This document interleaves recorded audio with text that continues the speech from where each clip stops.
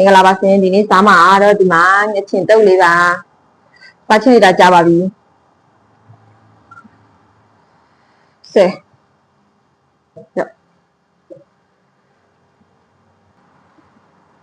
ဒါကတော့ကျမရမ်းကြိုက်ပါတော့ရမ်းစားချင်ပါတော့ငချင်တုပ်ကစုံရိုးအနီလေးကိုအမှန်တော့နှစ်ချမ်းခွဲပြီးတော့နေကြော်ချင်တာပဲစိတ်ကူးပေါက်တယ်ဒါပေမဲ့မအားတော့လို့ဒီတိုင်းနဲ့လိချပြီးကြော်စားလိုက်ပါတယ်ဒါကြပါအောင်စီ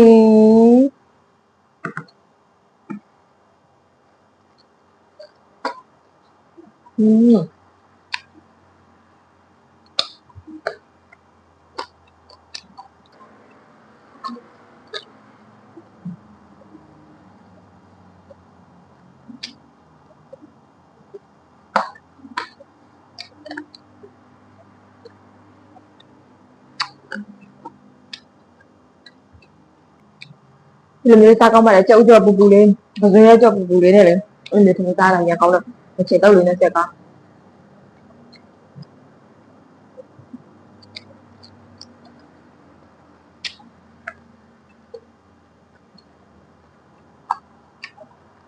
မပြင်းနေတယ်ငချင်တုပ်ကိုကောင်းမဖို့အောင်ထမင်းစားတယ်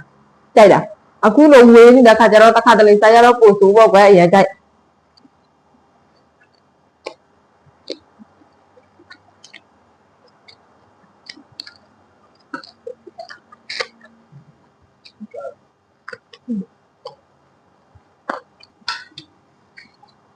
မမလာဘူးစေးဒါရပါ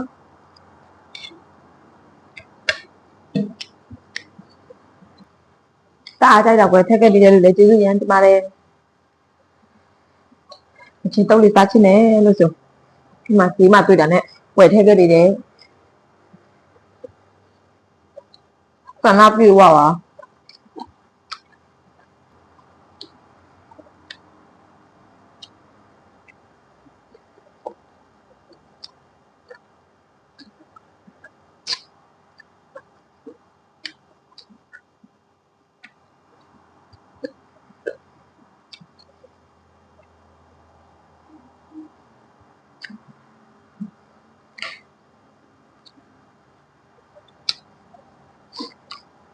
အေးကြိုက်တာမကြတာထမင်းတစ်လုံးမှတော့မကြောက်ဘူးဒီ